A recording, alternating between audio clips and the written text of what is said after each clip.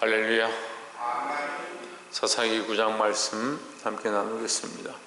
사사기 말씀을 통해서 특별히 하나님이 살아계심이 우리가 더욱 분명히 알 수 있는데, 사사기 9장에서도 여전히 하나님이 일하시는 것들을 우리가 볼 수 있습니다. 우리 삶에 일어나는 좋은 일이나 나쁜 일이나 또는 흥하는 일이나 또한 저주의 일이라도 하나님께서 하시는 일임을 우리가 인정하고, 우리는 그 결과를 보고 왜 이렇게 되느냐, 왜 이것을 우리에게 하나님 일어나게 하시냐 이렇게 할 것이 아니고, 하나님께 우리의 삶을 맡겨드리는 습관들, 하나님 앞에 의뢰하고 하나님 기뻐하신 일을 선택하는 그런 삶을 사시기를 주의 이름으로 축복합니다. 9장 1절에 보시면, 여룻바알의 아들 아비멜렉이 세겜에 가서 그 어미의 형제들에게 이르되 그들과 여조부의 온 가족에게 말하여 이르되 했습니다. 이 8장에서 그 7장과 8장에서 기드온이 승리하고 왔는데, 그의 승리 이후에 그가 하는 일들이 좀 문제가 된 거죠. 승리하고 나서 백성들에게 그 탈취물을 가져와라, 그래서 금고리를 받아서 그것을 녹여가지고 에봇을 만드는데, 그 에봇 때문에 이스라엘 백성이 하나님보다 그 에봇을 섬기고, 그때 당시에 선지자도 없고 그들의 지도자인 모세와 여호수아도 이미 죽은 상태니까 그들 앞에 그들을 가르칠 만한 사람들이 없으니까 이 백성들이 자기들이 좋은 습관대로 그냥 세상신을 섬기듯이 하나님이 다 이렇게 해가지고 뭘 만들면 그걸 섬기고, 광야에서도 그렇게 했죠. 광야에서도 모세가 호렙산에 올라가고 나니까 그 백성들이 금고리를 취해서 송아지를 만들어가지고 거기서 음란하게 행하는 그런 것들을 봅니다. 에봇이 그들에게 올무가 되었습니다. 결론은 뭐냐면, 기드온이 잘 싸우고 승리하고 나서 뒤에 잘못된 선택들을 하기 시작하는 겁니다. 우리는 끝까지 믿음으로 지키는 것, 우리가 마무리를 잘하는 것, 그것이 중요하다라는 거죠. 특별히 우리 인생이 언제까지 갈지 모르지만 우리 인생을 마무리할 때도 믿음으로 끝까지 잘 마무리해야 하고, 지금 사는 동안에 수많은 문제들도 우리가 믿음으로 끝까지 잘 진행해야 될 줄 믿습니다. 에봇을 만든 것도 문제인데, 그 다음에 문제가 뭐냐면 그가 이 여자들을 많이 두는 겁니다. 여자들을 많이 두어서 자식이 70명이나 되었다.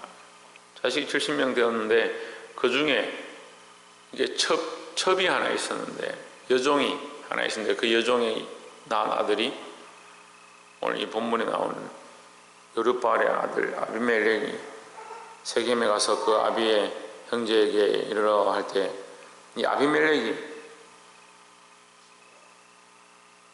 첩의 종인데 이 아비멜렉이 문제가 된 거죠. 이 아비멜렉이 가가지고 어떻게 하냐, 3절에 보시면 그 어미의 형제들이 그를 위하여 그 모든 말을 온 세겜 사람들에게 귀에 고하매 그들의 마음이 아비멜렉에게로 기울어서 말하기를 그는 우리 형제라 하고, 그래서 5절에 보면 그에게 이제 돈을 줬습니다.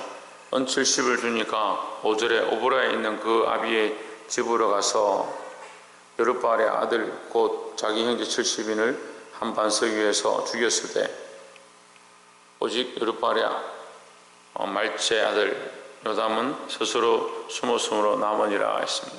70명을 다 죽여버린 거예요. 그러니까 자기 형제죠. 자기 말로는 형제다, 나는 여룻바알의 아들이다 이렇게 하면, 자기 여룻바알의 아들이면 70명이 다 자기 형제인데 자기의 핏줄을 다 죽여버린 겁니다. 70명. 왜 그랬을까? 이제 이런 생각을 한번 해보는 거죠. 그러면 아비멜렉은 자기 권세를 잡기 위해서, 자기가 그 세겜 땅에 가서 왕이 되기 위해서 자기 형제를 70명을 제하해 버렸다. 자기 핏줄보다 자기 명예를 더 귀하게 여기는 거죠. 우리는 핏줄보다 하나님 나라를 귀하게 여겨야 되는데, 그 믿음을 지키는 게 힘드니까 핏줄이 더 중요하게 되는 거죠. 우리가 주일날에도 말씀을 나눴는데, 내 부모를 공경하라, 이게 성경이 우리에게 부모를 공경하라 하는 거죠. 근데 10계명에서 부모를 공경하는 것은 약속 있는 첫째 계명이다. 5계명입니다. 그럼 1, 2, 3, 4계명은 뭡니까? 하나님을 경외하라는 거죠. 그럼 하나님을 경외하는 자는 내 부모를 공경하라 이렇게 되는 겁니다. 그 4계명은 안 지키고 5계명은 중요하니까 지키고 이렇게 되는 거죠. 우리가 우리의 핏줄보다 하나님과의 그리스도의 피로 살아가는 것이 더 중요해야 하고 믿음의 백성 된 것이 우선되어야 되는 겁니다. 70인을 반석 위에서 죽였다. 이게 믿음의 결과가 아닌 겁니다. 자기 명예를 위해서, 자기 영광을 위해서 이것을 선택하는 거죠. 성경이 어떻게 보면 이렇게 연결고리처럼 범죄한 것의 결과로 이것이 나타나고 그들의 행한 그 삶의 문제로 그들의 자식에게 이런 현상들이 나타나고 이렇게 볼 수 있는데 결국 우리가 행한 대로 하나님 갚으시는 거야. 그러니까 기도원이 그 행한 그 죄악의 뿌리가 그 씨앗들을 뿌려놓고 죽었는데 그의 이 마지막 잘못된 선택이 그가 믿음으로 선택했을 때 이스라엘을 미디안에서 구원해내는 놀라운 일을 이루기도 했지만 그가 잘못된 선택을 해서 뿌려놓은 이 육체의 열매들이 결국 지금 그 형제들 가운데 이 피의 전쟁을 만들어내는 겁니다. 그래서 여러분 우리가 뭘 심고 있는가, 지금 우리가 어떠한 믿음으로 이것을 선택하고 있는가 늘 기억하고 믿음의 결정들을 하시기를 주의 이름으로 축복합니다. 이 아비멜렉이 왕이 되었는데 이 왕이 된 것을 보고 요담이 70명이 죽고 요담은 도망했습니다. 요담이 도망해서 그리심산에 서서 뭐라고 외치냐면 백성들에게 9절에 감람나무가 그들에게 이르되 나의 기름은 하나님과 사람을 위하여 사람을 영화롭게 하나니 내가 어찌 그것을 버리고 가서 나무들 위에 요동하리요 했습니다. 그리심산에 서가지고 나무들에게 왕으로 삼으려고 이 나무들이 모여가지고 감람나무 보고 우리의 왕이 되라, 포도나무 보고 우리의 왕이 되라, 무화과나무 보고 우리의 왕이 되라 하니까 그 나무들이 우리는 하나님을 위해서 쓰임받고 이 기름도 하나님을 위해서 쓰임받고 우리의 단 것을 가지고 하나님에게 쓰임받고 우리의 향기로 하나님께 쓰임받는데 우리는 너희들 위해 서서 할 수 없다 이렇게 하니까 이제 마지막에 간 게 가시나무에게 간 거죠. 목적성을 잊어버리는 겁니다. 사람들이 자꾸 뭔가 하다 보면 가시나무 왕을 삼는데 처음에는 좋고 훌륭한 것으로 왕을 삼고자 포도나무에게 무화과나무에게 감람나무에게 갔는데 그게 거절하니까 왕은 삼아야겠고 없으니까 가시나무에게 간 거예요. 가시나무와 백향목은 어울릴 수가 없습니다. 근데 그 가시나무에게 우리 왕이 되라 이렇게 했습니다. 그 15절에 보시면 가시나무에서 나와서 불이 가시나무에게서 나와서 레바논의 백향목을 살 것이니라 하였느니라 했습니다. 15절에 이 말씀처럼 레바논의 백향목은 가시나무와 어울릴 수 없는 상황인데 너희가 여룻바알의 그 기도원에 하나님 앞에 행한 것으로 인해서 너희가 구원을 받고 지금 자유를 누리고 있는 것을 잊어버리고 하나님의 은혜를 잊어버리고 너희가 잘못된 선택을 했다 이제 그 얘기를 하는 거죠. 20절에 그렇지 아니하면 아비멜렉에게서 불이 나와서 세겜 사람들과 밀로 족속을 살을 것이요 세겜 사람들과 밀로 족속에게서도 불이 나와서 아비멜렉을 살 것이니라. 이 세겜 사람들하고 밀로 족속들에게서 불이 나와서 이 사람에게서 불이 나올 수는 없죠. 결국 이 다투는 것이 나와서 서로 싸우게 될 것이고 하나님께서 그들을 흩으실 것이다 얘기하는 겁니다. 그런데 23절에 보면 하나님이 아비멜렉과 세겜 사람들 사이에 악한 신을 보내심에 세겜 사람들이 아비멜렉을 배반하였으니 했습니다. 하나님께서 뭘 보내셨냐? 악한 신을 보냈다. 이제 초기에 신학에서 이것을 굉장히 힘들어한 겁니다. 악한 신을 하나님께서 왜 악한 신을 보내냐? 하나님 선하신데 어떻게 악한 신을 보내냐? 그래서 이런 것들 때문에 이제 힘들어하는 거예요. 사단을 하나님 부리신다 이제 이런 말을 하면 사람들이 아니 하나님이 선하신데 왜 사단에게 명령하시냐? 그 욥 기서를 보면 사단에게 네가 이렇게 행해라. 가서 욥을 치되 그의 생명은 빼앗지 마라. 이렇게 말씀하셔요. 그럼 사단하고 하나님하고 잘 지내나? 이렇게 오해를 하는 겁니다.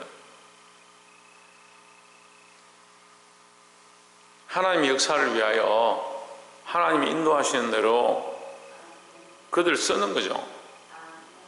지금 하나님은 온 우주의 창조자시고 온 우주를 다스리시는 분이시다라는 거죠. 사단도 하나님의 권세 아래 있는 겁니다. 권세 아래 있는데 그 하나님을 벗어날 수는 없습니다. 이 사단이 하나님을 벗어날 수는 없어요. 제가 다 알 수는 없지만 하나님을 벗어날 수는 없어요. 그런데 하나님 어떻게 에덴 동산에 들어와서 그들에게 선악과를 먹여서 범죄하게 합니까? 결국 누가 선택하느냐? 사람이 선택하는 겁니다. 사단이 올무로 놓은 거죠. 그런데 거기 사람이 빠진 거죠. 그런데 그 빠진 것 또한 하나님의 법 아래서 그렇게 되는 거예요. 헌법이 있으면 헌법 안에서 그 법문대로 하는 거예요. 우리가 보기에 저 사람 진짜 나쁜데 저거 왜 안 잡아가노? 어떻게 땅을 이렇게 해가지고 다른 사람들을 빼앗느냐? 저거 좀 감옥에 가서 살아야 되는데 이렇게 생각하더라도 현행법이 그렇게 안 되어 있으면 그 항목을 지정하고 있지 않으면 그 사람을 법적으로 제재할 수가 없는 거예요. 그래서 국회법이 계속 법을 만들어가지고 상정을 하고 그것을 법문에 집어넣는 이유가 법이 없으면 그 사람을 형벌할 수가 없는 거죠. 그러니까 사단이 그 지혜를 내서 어떻게 하느냐? 하나님이 법 아래 먹지 말라 했으니까 그걸 먹게 만들고 그 법 아래서 심판을 받도록 그래서 죽게 만드는 그 일을 한 겁니다. 그러니까 그 권세를 누가 잡느냐? 사단이 그 죽음에 대한 권세를 잡고 있는 거죠. 이 사단의 이 죽음의 권세를 잡고 있는데 하나님께서 그 경륜을 따라 그리스도를 보내시고 이 죽음의 권세를 이기게 그 이긴 분이 누구냐? 예수 그리스도입니다. 예수 그리스도밖에 죽음을 이긴 자가 없습니다. 그러니까 우리는 누구를 의지하느냐? 예수 그리스도를 의지해서 이 죽음을 이기고 하나님 앞에 나아가는 거예요. 우리가 다 알 수는 없습니다. 하지만 사단도 하나님의 법 아래에 있다. 그가 자기가 만든 법을 지키는 게 아니고 결국 하나님의 법을 지킬 수밖에 없는 거예요. 그런데 우리는 뭡니까? 우리는 죄를 범해도 미혹돼서 범한 것이고 사단은 뭐요? 죄의 근본인 거죠. 그러니까 이 용서가 안 되는 것이고 우리는 뭡니까? 우리는 그리스도를 말미암아 회개하면 우리 죄는 대속이 된다. 대신 속함이 되는 거죠. 사단은 죄의 근본이니까 대속이 안 되고 우리는 죄를 범해도 물론 그렇다고 죄를 계속 범하라는 게 아니고 죄를 범해도 미혹되었거나 유혹되었거나 조상이 유전된 만영된 행실을 쫓아서 범죄한 것이기 때문에 우리가 온전히 하나님 앞에 회개하면 그리스도의 이름을 온전히 회개하면 이 대속함을 받는다라는 거죠. 어쨌든 하나님께서 이 악한 신을 보내서 그들 안에 다툼을 주시는데 누가 일하시느냐? 하나님이 일하신다라는 거죠. 결국 사람이 범죄한 것에 대한 그 대가를 지불하게 하시고 사람이 선한 것을 행한 것에 대한 그 선함에 대한 대가들 또한 지불하게 하십니다. 우리는 이 말씀을 통해서 인과응보의 원리를 알아야 되는데 이것은 인과응보의 원리는요 이 불교적 용어가 아니에요. 우리가 알아야 될 것, 우리가 행한 대로 하나님 반드시 갚으신다라는 겁니다. 그래서 눈에는 눈, 이에는 이, 이것을 구약적인 관점이다. 신약에는 우리가 그렇게 하지 않는다. 그렇지 않습니다. 눈에는 눈, 이에는 이, 그 원리는 그대로 있고요. 하나님 거기에다 뭘 더하시느냐? 은혜를 더하신 거죠. 그 눈에는 눈, 이에는 이는 없어지고 하나님 지금 다 은혜 시대고 은혜만 있습니다. 천만의 말씀입니다. 하나님은 변하지 않습니다. 하나님 그대로 눈에는 눈, 우리의 행한 대로, 우리가 선을 행한 대로 하나님 갚아주시고, 우리가 믿음으로 산 대로 우리에게 거룩한 열매들을 주시고, 우리가 범죄한 것에 대해서 하나님 반드시 책망하시고 기억나게 하시고 회개하고 돌이키기를 원하시는 것, 이게 당연한 겁니다. 그런데 뭐합니까? 전에는 회개할 수 없었다면, 눈에는 눈, 반드시 대가를 지불해야 된다 하면 거기에 은혜를 더하셨으니까 대가를 지불하지 않는 게 아니고 내가 받아야 될 대가를 누가 맞느냐? 맏 형제가 맞는 겁니다. 맏아들이 맞는 거예요. 맏아들이 누굽니까? 예수 그리스도께서 대신 맞으신 거예요. 이 원리를 알면 어떻게 회개하지 않을 수 있습니까? 내가 맞아야 될 매를, 내가 죽어야 될 그 십자가에 그리스도께서 대신 죽으셨다는 거예요. 그게 은혜라니까요. 공의를 자꾸 착각하는 거예요. 그래서 자꾸 말씀을 모르는 사람들이 신약에 와서 하나님의 사랑으로 다 덮었고 십자가의 사랑으로 다 구속했고 그래서 괜찮습니다. 그래서 어디까지 가냐? 내가 아무렇게나 살아도 결국 하나님 다 은혜로 갚아주실 건데 그런 생각하는 거예요. 아니에요. 눈에는 눈, 이에는 이의 원리는 반드시 그대로 있습니다.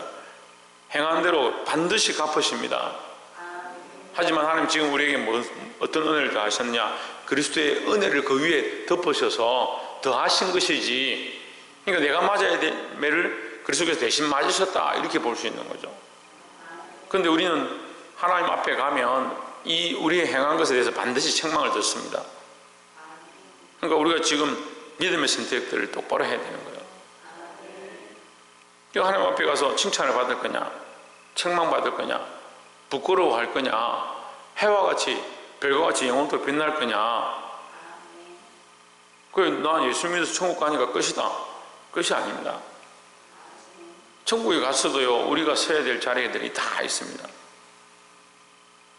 옛날 부흥사들 보면 개털모자 무슨 황금 멸류관 뭐 이렇게 하는데,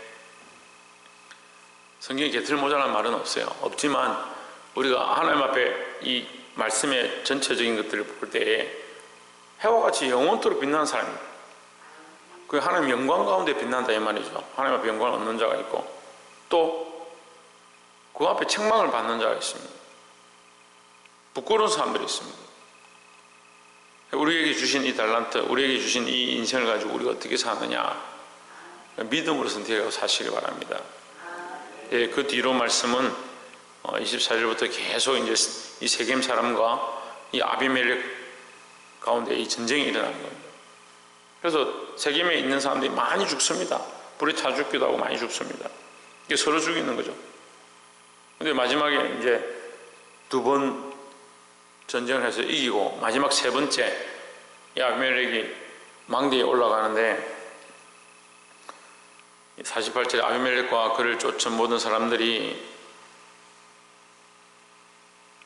살몬산에 오르고 가서 이제 나무를 패가지고 49절에 보면 나무를 잘라와가지고 불을 질러서 거기 있는 사람들 죽이는 거죠.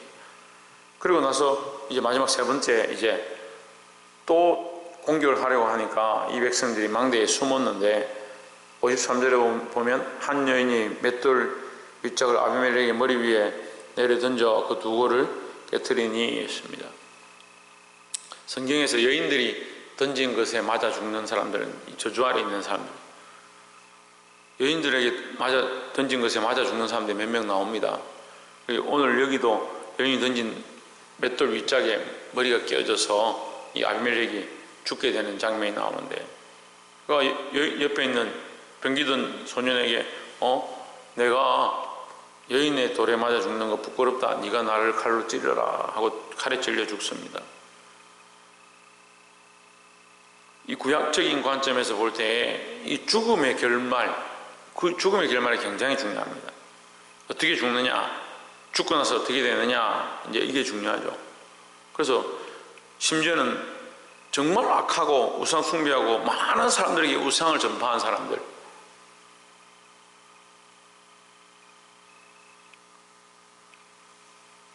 이세벨이나 이런 사람들 죽은 후에 어떻게 되냐면 죽음도 당하고 자식이 죽는 것도 보고 죽고 나서 개가 그 피를 먹든지 그 살을 뜯어먹고 어디에 매장되었는지 모르는 그런 형태가 되는 거죠.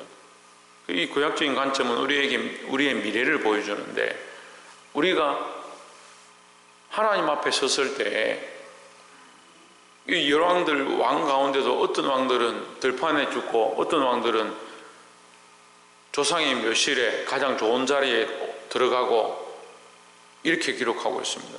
그럼 죽고 난 뒤에 그들의 묘실에 들어간 것이 뭐 중요하냐? 지금 우리는 신약적 관점을 가지고 있으니까 하나도 중요하지 않죠. 그러니까 지금 뭐 우리가 화장을 하든지 어디에 뿌리든지 그게 무슨 상관이냐? 주님 오실 때 부활할 건데, 그런 관점이지만 이 구약적 관점은 우리에게 장래의 일을 가르쳐 주는 거, 조명하는 거죠. 그러니까 이 거울이 죽고 나서 어떻게 될 것에 대한 거울이 우리에게 앞으로 죽고 나서 어떻게 될 것에 대한 거울을 가르쳐 주는 거예요. 현실을 가르쳐 주는 거예요. 그러니까 괴의 밥이 되고 새의 밥이 되고 짐승의 밥이 되고 조상이 가장 좋은 묘실에 윗자리에 올라가서 백성들이 그를 위하여 슬피 울고 이렇게 하는 자리예요. 백성들이 존중하고 존귀 여기는 자리. 그것이 우리가 미래 하나님 앞에 갔을 때, 주님 앞에 갔을 때 백성들이 부러워하고 구름같이 둘러선 허다한 정인들이 우리를 정언하고 칭송하고 하나님께서 영광을 우리에게 돌려주시는 그런 영광의 자리가 될 거냐, 아니면 짐승의 밥이 되었던 것처럼 그런 비참한 모양으로 끝날 것이냐, 그것을 우리에게 암시하고 있는 겁니다. 결국 누가 하시느냐? 56절에 아비멜렉이 그의 형제 70인을 죽여 자기 아비에게 행한 일을 하나님이 이같이 갚으셨고 했습니다. 여러분, 핵심은 이 9장에서도 핵심은 하나님이 악신을 보내시고 하나님께서 이것을 갚으시고, 이게 핵심이에요. 하나님께서 행하신다는 겁니다. 그러니까 우리는 누구를 두려워해야 되냐? 사람들의 눈치를 보고 사람들이 나를 어떻게 생각하느냐, 명예를 어떻게 찾아야 되느냐, 그걸 보는 게 아니고 하나님이 행하고 계시고 하나님이 역사하고 계시고 하나님이 오늘도 일하고 계시다는 것이 중요하다는 겁니다. 어제도 어떤 분하고 제가 상담을 했는데, 사람들은 자꾸 어떻게 생각하냐면 이 돈의 관점을 가지니까, 이 사람은 이 목사는 돈 때문에 이렇게 할 거야. 명예의 관점을 가지니까 이 목사는 명예 때문에 이런 일을 할 거야. 그렇게 생각하는 거예요. 그러니까 똑같은 일을 하고 있는데 생각이 다른 거예요. 생각이. 무슨 일을 같이 해보면요, 돈 때문에 그것을 하는 것이 아니니까 좀 손해와도 너를 위해서 내가 이렇게 한다, 내가 모든 걸 다 좀 손해봐도 너를 위해서 내가 이걸 이렇게 해주겠다, 그렇게 해도 상대방은 돈에 대해서 생각하고 있으니까 뭐라고 생각하냐면, 뭐라 합니까? 네가 손해보는 척 하지만 네 나름대로 다 챙겼지, 너 다 이유가 있으니까 이렇게 하지. 제가 봉사하고 헌신하고 다니고 어제도 사실은 하루 종일 제가 목사님들 모시고 봉사하고 또 오후에 돌아올 때 되니까 저기 언양의 어떤 교회에서 개척한 교회인데 이번 주 교회 예배한다고 손님들 오는데 등이 안 된다, 전기가 안 들어간다고. 목사님 좀 와주시면 안 되냐고 막 몇 번을 그렇게 해서 제가 어제 모시다 드리고 밤 8시에 또 가서 그 전기 공사 해드리고 왔어요. 근데 어떤 사람들은, 그분들이 그렇다는 게 아니고 어떤 사람들은 그렇게 하는 것도 다 네가 사람들한테 SNS 이렇게 글을 남겨서 명예를 얻으려고 사람들이 너 인정해 주는 거, 그런 거 받으려고 하는 거 아니냐. 그러니까 생각이 바탕이 사람들은 앞에 명예와 존중받는 것에 대한 생각들로 인생의 가치관들을 다 쌓아놨으니까 그게 이해가 안 되는 겁니다. 아무 이유 없이 봉사하는 것에 대해서 이해가 안 되는 거예요. 돈이, 재물이 바탕이 되어서 거기에 기둥을 두고 뿌리를 두고 쭉 쌓아 올렸기 때문에 나는 돈 때문에 그렇게 하는 게 아니고 정말 너희를 사랑해서 하는 것이고 나의 삶을 헌신해서라도 내가 돕고 싶다. 그러니까 바른 얘기 해가면서 너 이렇게 살면 안 돼, 이건 옳지 않아 하면서도 돈을 받지 않고 이 일들을 하니까 그 사람 자존심 상한 거예요. 받는 사람들은 쥐가 뭔데 돈 받는 사람이 돈 받고 내가 일을 이렇게 시켰으면 내가 원하는 대로 해야 되지 왜 내 말을 안 듣냐 이런 생각을 하는 거죠. 여러분 다 이해하시기 어렵겠지만 어쨌거나 인생의 가치관들이 재물에 쌓여 있고 명예에 쌓여 있고 심지어는 가족들에게 쌓여 있습니다. 여러분 우리가 이것을 깨어 부수는 것이 쉽지 않겠지만 이 밑에 뭐가 있어야 되냐면 하나님이 하시는 일, 하나님의 역사로 하나님의 뜻을 따라 하나님의 인도하심을 따라 살고자 하는 이 몸부림침이 일어나야 그래서 반석 위에 집을 지어야 되는데 돈 위에 집을 짓고 재물 위에 집을 짓고 가족이라는 명예 위에 집을 지어 놓으니까 항상 시작은 비슷한 것 같아요. 교회를 위해서, 주를 위해서, 하나님의 영광을 위해서. 나중에 시간이 지나면 어떻게 합니까? 본전 생각이 나는 거죠. 헌금 많이 하는 사람들 본전 생각 나요. 저도 수억을 헌금해 봤지만 이게 나중에 본전 생각 난다니까요. 내가 이만큼 드렸는데 저도 수없이 봉사해 봤지만 나중에 본전 생각 나요. 내가 봉사 이만큼 했는데 그런 생각 나는 거죠. 우리가 연약해서 그럴 수밖에 없지만 어떻게 해야 되느냐, 이 하나님께로 돌아가야 되는 거예요. 하나님이 하셨음에 대한 자리로 돌아가야 하고 하나님께 맡겨야 하고 이 모든 일 가운데 하나님께서 갚으셨습니다 하는 이것이 우리의 신앙 고백이 되어야 한다는 거죠. 시간이 많이 지났습니다만 사랑하는 성도 여러분, 할 수만 있으면 우리가 평생 동안 싸워서 깨야 될 게 뭐냐, 내 생각, 내 자존심, 내 가치관, 재물과 명예에 대한 것. 또 어떤 분들은 정말 믿음으로 사는데 자기의 것들을 헌신하고 봉사하고 명예도 버리고 주를 위해 헌신하는데 이 가족을 못 버린 사람들이 있습니다. 제가 말씀드리지만 어제 그분이 저한테 그렇게 돈 없이 어떻게 삽니까? 이렇게. 저도 돈이 있어야 됩니다. 그러니까 똑같은 얘기죠. 가족 없이 어떻게 삽니까? 저도 가족이 있어야 되죠. 하지만 가족을 버리라는 게 아니고 그 바탕이 하나님이 하셨음에 대한 그 위에 가족을 세우는 거죠. 그러니까 이 가족이 하나님 뜻대로 살지 않으면 내가 버릴 각오를 하는 거예요. 그래서 예수님 오셔서 뭐라 합니까? 내가 너에게 화평을 주러 온 줄 착각하지 마라. 세상은 그렇게 생각하는 거죠. 그리스도께서 오시면 화평이 일어날 것이다. 가족들도 다 잘 되고 친족들도 잘 되고 그렇게 생각했지만 예수님 오셔서 나는 너에게 화평을 주러 온 것이 아니고 칼을 주러 왔다. 아비가 자식을 죽는데 내어주고 자식이 아비를 팔고 믿음으로 살면요, 이게 예수님의 죽으셨을 때 초대교회의 모습인 거예요.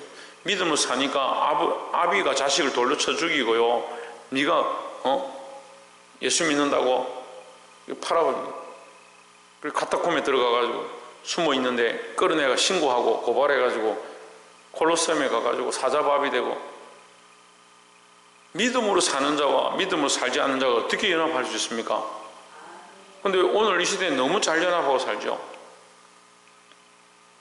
가서 여러분 싸우라는 게 아니고 우리가 믿음의 바탕에서 하기 시작하면 이 인간적으로 세워놓은 것들은 흔들리기 시작합니다. 이것을 고치시는 일은 누가 하시냐? 하나님이 하시는 거예요. 하나님께로 돌아가고 하나님 하신 일을 경험할 수 있는 저와 여러분의 삶이 되어지기를 주의 이름으로 축복합니다. 기도하겠습니다.